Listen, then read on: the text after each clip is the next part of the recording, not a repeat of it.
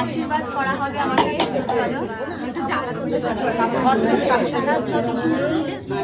মা মাসি মা আজকে সময় পাইনি আসা, এখন সময় পেলে আশীর্বাদ করতে।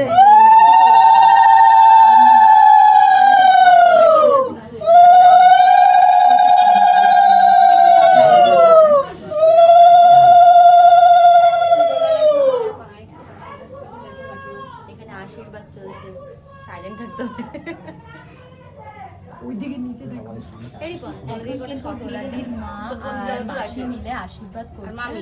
ও আর মামি, তিনজন মিলে আশীর্বাদ করতে হয়। হ্যাঁ, 3 জন বা 5 জন এরকম।